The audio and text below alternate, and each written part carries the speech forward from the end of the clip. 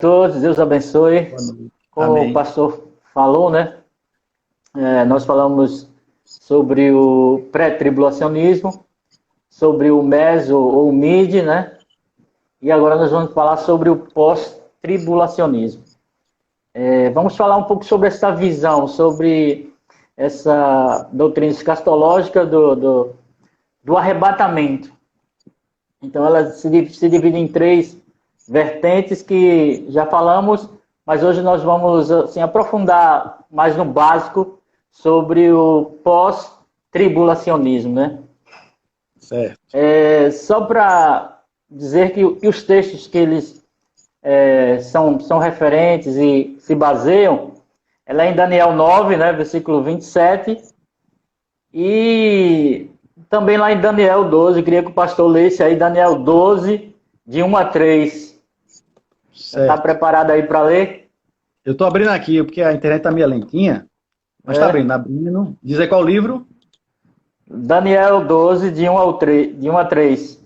Daniel, capítulo 12, do versículo 1 ao 3. Isso. E naquele tempo se levantará Miguel, o grande príncipe, que se levanta a favor dos filhos do teu povo. E haverá um tempo de angústia, qual nunca houve, desde que houve nação até aquele tempo.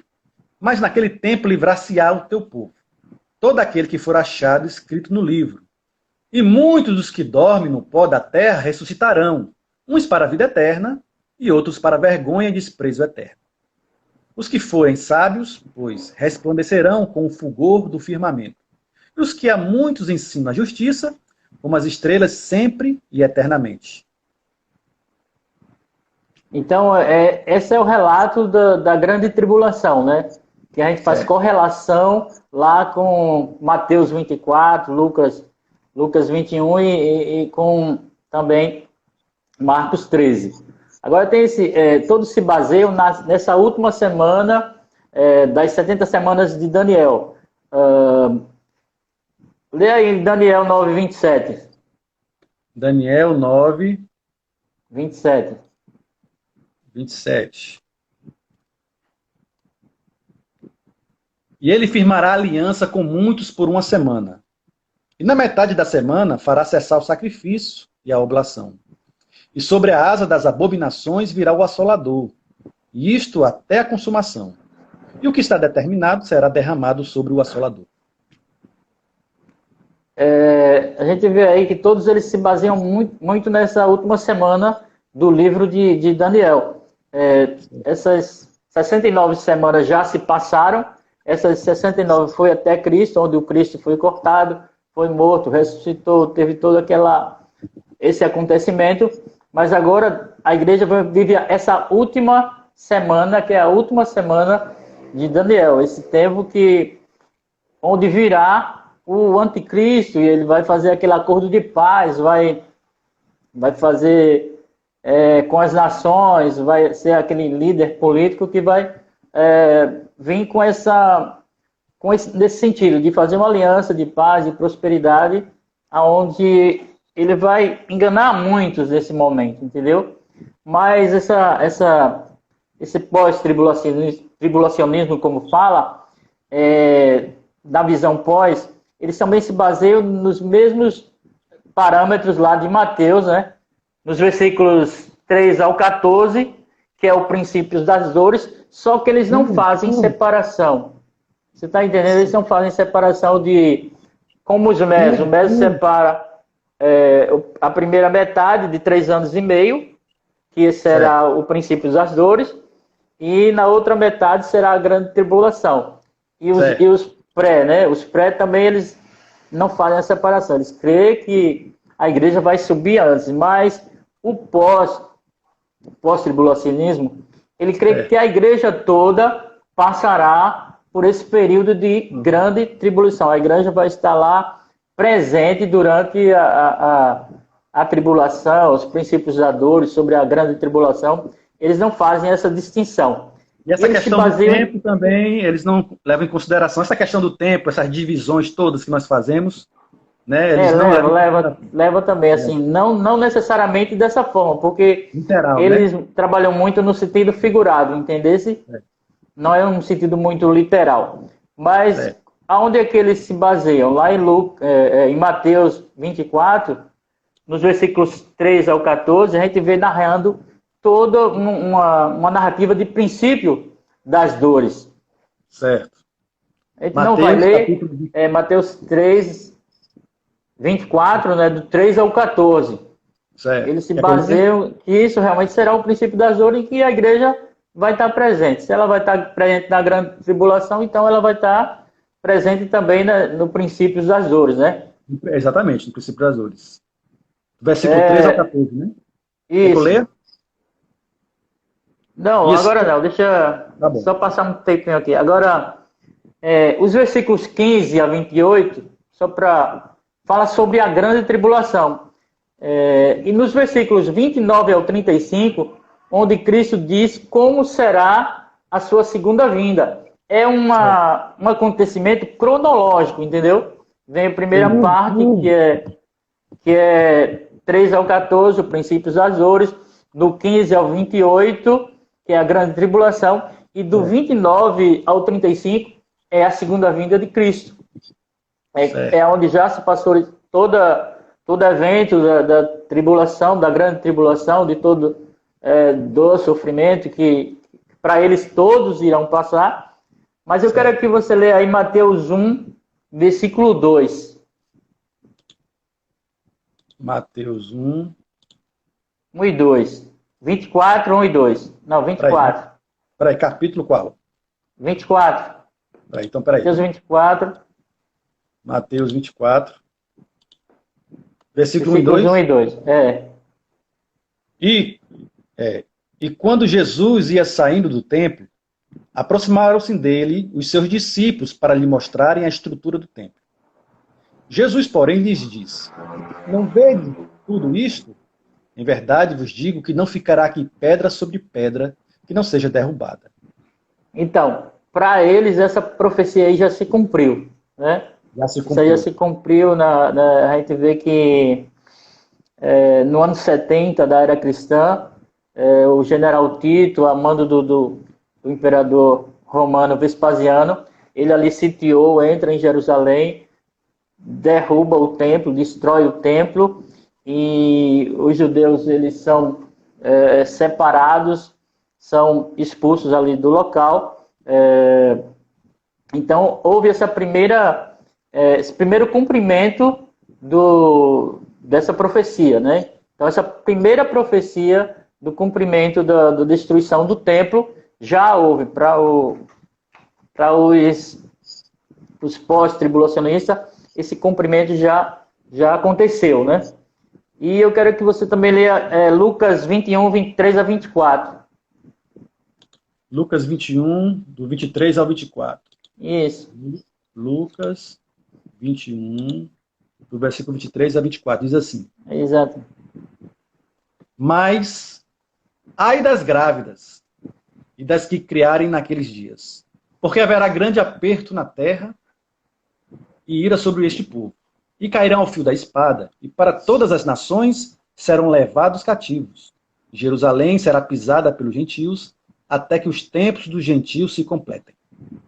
Pronto, então esse versículo é o que realmente se relaciona com com esse templo que foi destruído, que os judeus foram mortos ali pela espada, toda aquela assolação, aquela perseguição toda. Então, esse versículo é que se relaciona com esta profecia que já se cumpriu, né?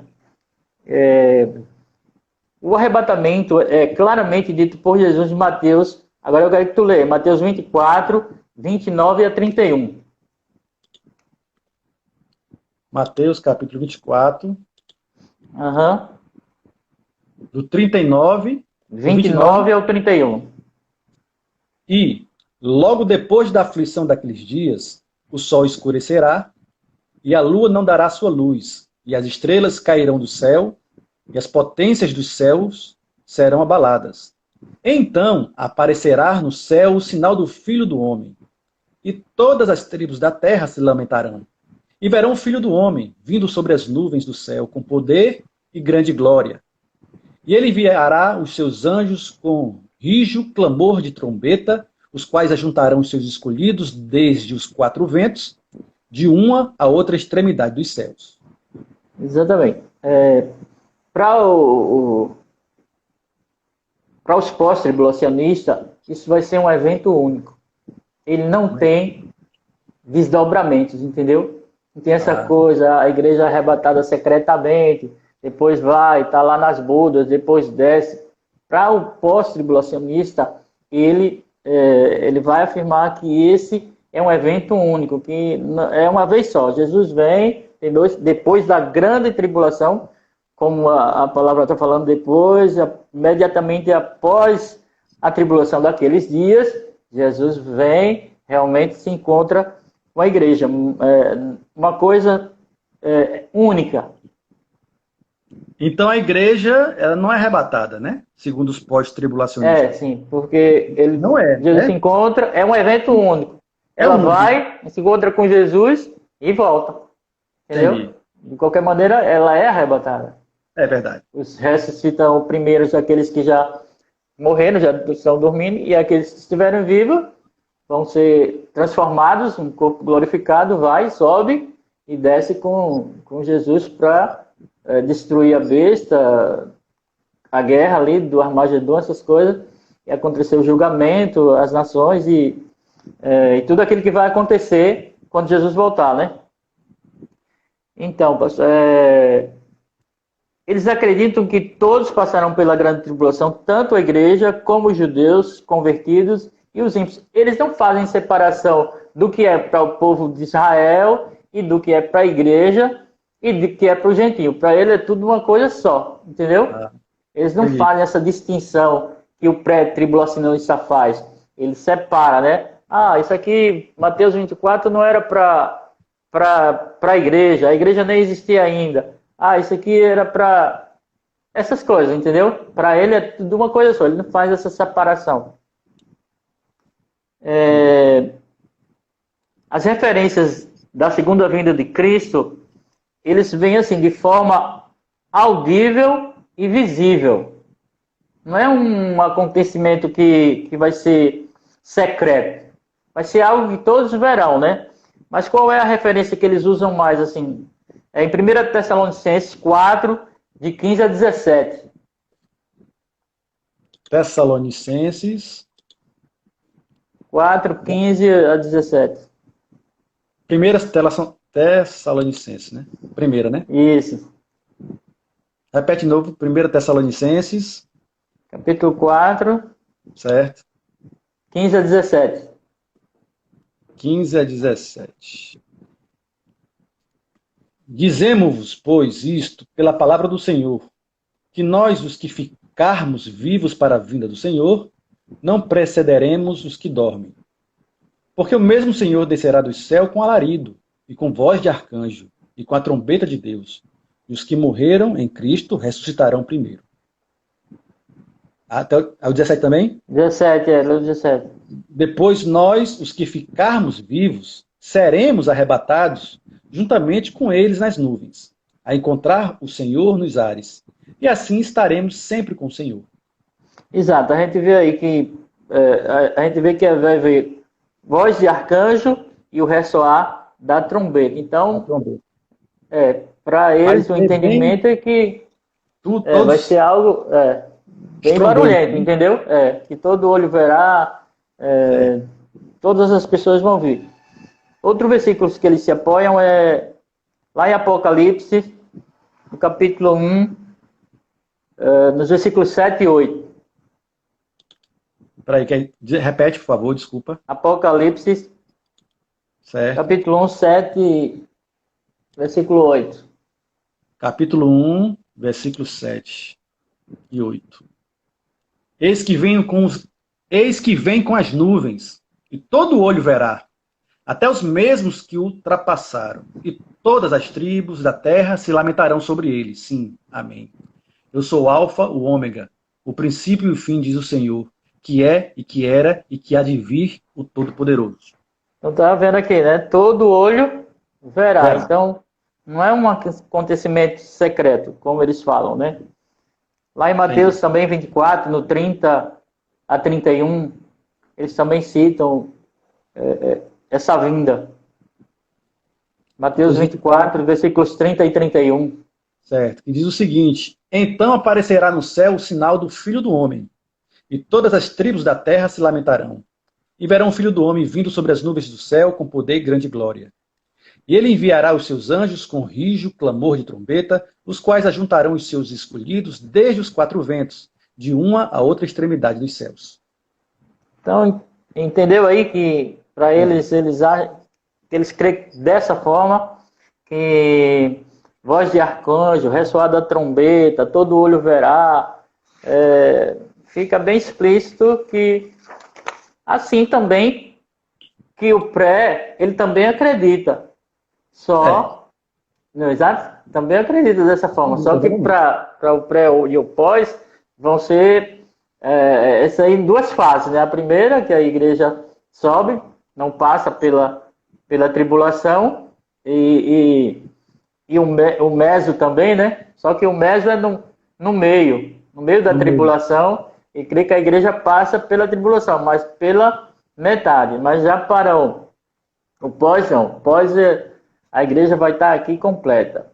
Aí, segundo os pró-tribulacionistas, Paulo está esclarecendo sobre a preocupação dos tessalônicos sobre a vinda de Jesus, que eles não se preocupassem com isso, porque aconteceriam determinadas coisas antes da vinda de Jesus, como a apostasia e o filho da perdição, e o reinado do anticristo. Eu quero que tu leia lá em 2 Tessalonicenses, no capítulo 2, de 1 a 5.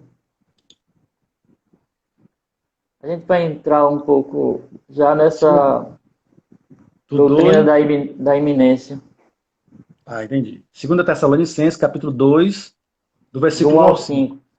Ora, irmãos, rogamos-vos pela vinda do nosso Senhor Jesus Cristo e pela nossa reunião com Ele, que não vos movais facilmente do vosso entendimento, nem vos perturbeis, quer por espírito, quer por palavra, quer por epístola, como de nós, como se o de Cristo estivesse já perto.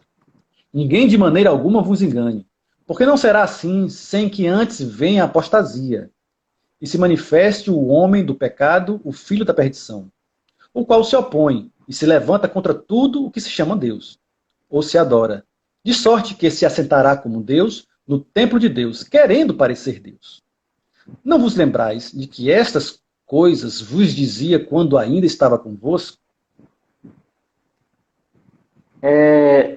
O que ele quer dizer com isso aí? Que a doutrina da iminência, entendeu? Jesus pode vir a qualquer momento. Ele está dizendo aí, não, olha, depois, Cristo só vai vir quando acontecer determinadas coisas, entendeu? Quando o anticristo vier, tiver implantar o seu reino, fizer essas alianças, só depois disso é que Jesus vai vir. Então, essa doutrina da iminência, que Jesus pode vir a qualquer momento, para eles pensam um pouco diferente, entendeu? Eles pensam que Jesus vai vir já depois da tribulação, de tudo já ter sido concretizado. Então, essa é a doutrina. Existe uma ordem de acontecimentos que eles seguem perfeitamente e acreditam que, por exemplo, Jesus vai voltar amanhã. Segundo eles... segundo eles, não, né? Tipo assim, na cabeça. É impossível, na cabeça deles é impossível. Porque muitas coisas não aconteceram ainda, segundo eles. Então, eles acham um absurdo, né? Quando o pessoal fala assim... Paulo, ele estava falando isso, ele diz assim, que qual é o pensamento? Que Paulo falou, diz, Jesus vai voltar a qualquer momento. Mas isso criou muita confusão dentro da igreja, e aí Paulo vai esclarecer, fique tranquilos, não se preocupe, porque não é tipo bem assim. Vai ter que acontecer tais coisas, para depois Cristo vir e arrebatar a igreja, entendeu? Agora, faz algum sentido? Vamos ver se faz algum sentido. Agora o Marcelo aqui está brincando aqui, pode descontrair um pouquinho. Ele está dizendo o seguinte, o apóstolo Tominag, lá do Japão, ele afirmou que no arrebatamento eles subiriam primeiro, procede lá no Japão. É verdade. Porque lá por causa do fuso horário, né? A gente descobre isso. A gente pergunta. Então, assim, aí Paulo vem, você vê que logo em seguida, ele vai falar sobre o anticristo e o que ainda o detém.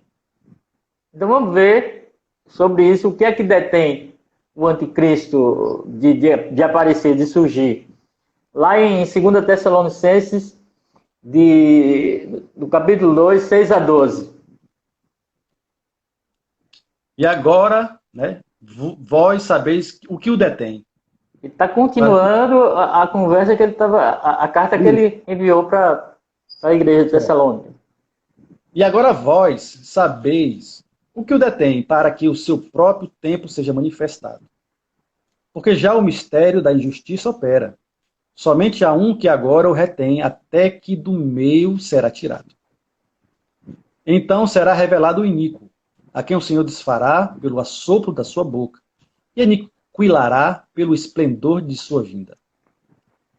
A essa cuja vinda é o segundo e a eficácia de Satanás, com todo o poder e sinais e prodígios de mentira, e com todo o engano da injustiça para os que perecem, porque não receberam o amor da verdade para se salvarem. Continua? 11, versículo 11. E por isso Deus lhes enviará a operação do erro, para que creiam na mentira, para que sejam julgados todos os que não creram a verdade, antes tiveram prazer na iniquidade. Exato. Ele está continuando aí, Paulo está falando, assim, nessa carta, vem narrando os acontecimentos, e aí ele vai dizer, olha, o que é que detém ainda do anticristo aparecer? O que impede, né? O Ministério da Iniquidade já está em ação, mas o que é que está impedindo ainda do anticristo realmente surgir, o abominável da desolação? Como é que o pós pensa? Nem é o Espírito Santo que vai subir, nem a igreja, e nem a igreja.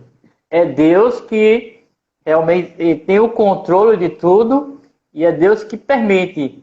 Se o poder de Deus quando Deus tira a mão, aí, por exemplo, ele entra e aparece. Mas não é nenhuma coisa, nem é o Espírito Santo, nem a igreja, que os dois vão estar presentes fato aqui. Que já está pré-determinado, né? Na onisciência de Deus, né? Algo que já Exatamente, está pré-determinado. Independente. É o decreto de Deus, a autoridade de Deus que faz que ele tira a mão e permite que o anticristo apareça, né? Mas antes disso aí vai vir a apostasia, né? Apostasia, vai vir o perverso, o homem da iniquidade, o filho da perdição.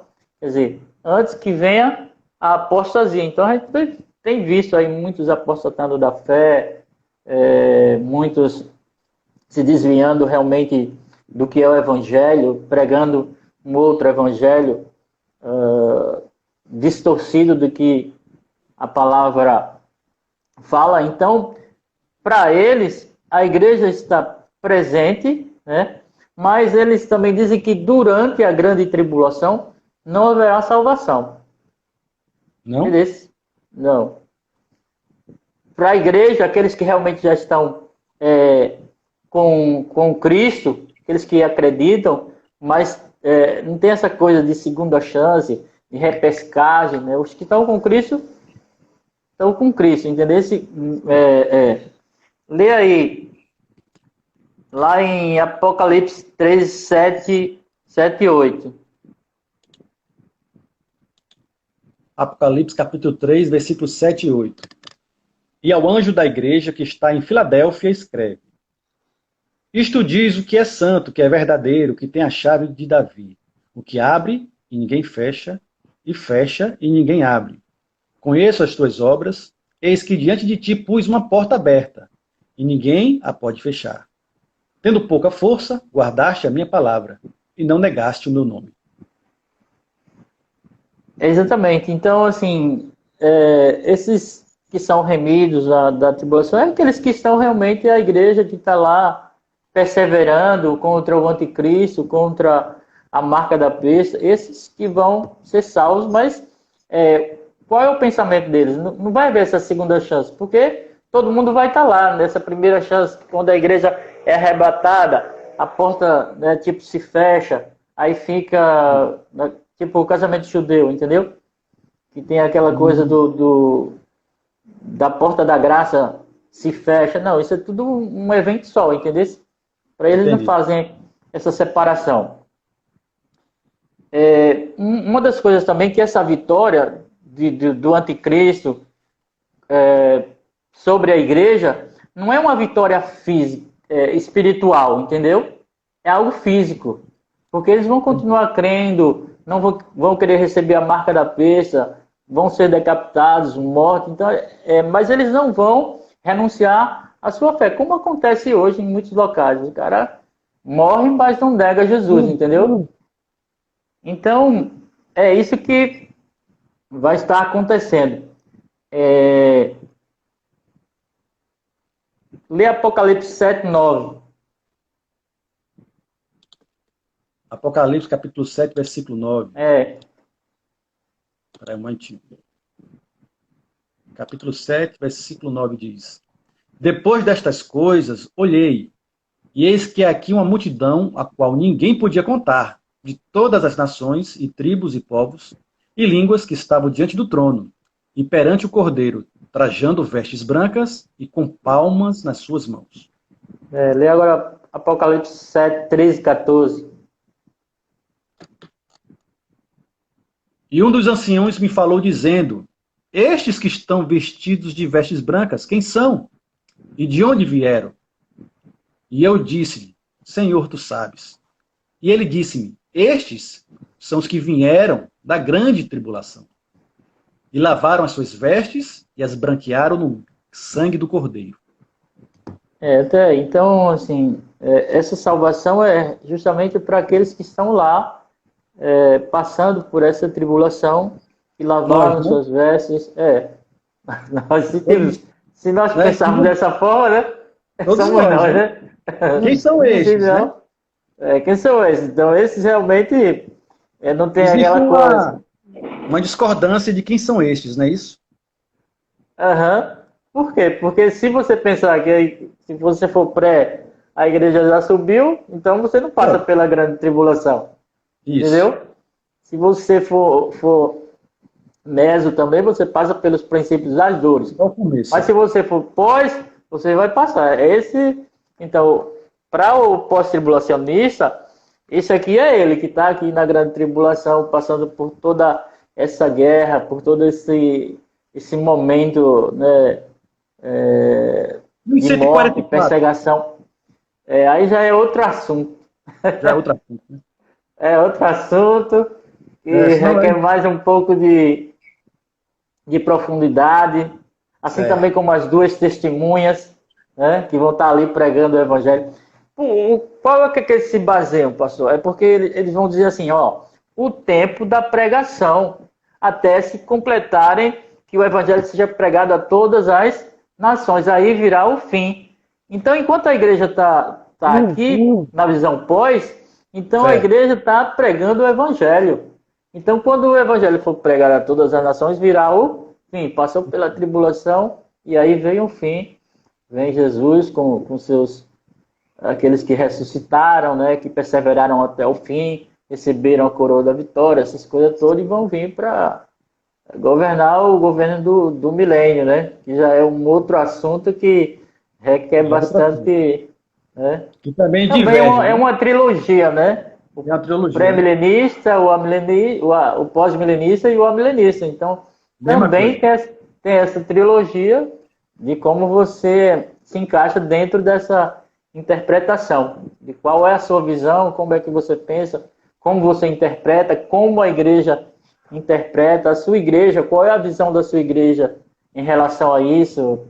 Porque cada igreja, ela segue uma interpretação, né? Então, essa é o básico, né, do pós-tribulacionismo. É a visão básica daquilo que eles pensam. Lógico que tem outras coisas, onde você vai analisar um pouco mais profundamente, mas em relação a essas três doutrinas escatológicas, pré, meso e pós, basicamente é isso aí. Entendeu? É isso que a Bíblia fala, que a Bíblia tem nas suas passagens, nos textos, e que é interpretado dessa forma. Não há consenso, tem divergências, como a gente viu, e é aquela coisa, né, eu creio que às vezes a gente fica um pouco preocupado, será que a gente vai passar pela grande tribulação? Se não vai, existem essas dúvidas. Eu acho que todo cristão tem essa dúvida de realmente se vai passar, se não vai. É normal, entendeu? Mas assim, qual é a nossa intenção? Não é causar medo, sim colocar conhecimento, trazer conhecimento dessas três interpretações, para que você pelo menos tenha base, para que a gente tenha base daquilo que vai acontecer e não ficar desperto alheio às coisas que estão acontecendo. Bom, pessoal, essa foi a última ministração do arrebatamento da igreja, na visão pré, meso e pós-tribulacionismo, né? Procuramos abordar esse tema de maneira bem simples e prática, com o objetivo de trazer conhecimento e edificar a sua vida. Então, deixe o seu like, se inscreva no canal, ative o sininho para receber as notificações e até a próxima. Que Deus abençoe.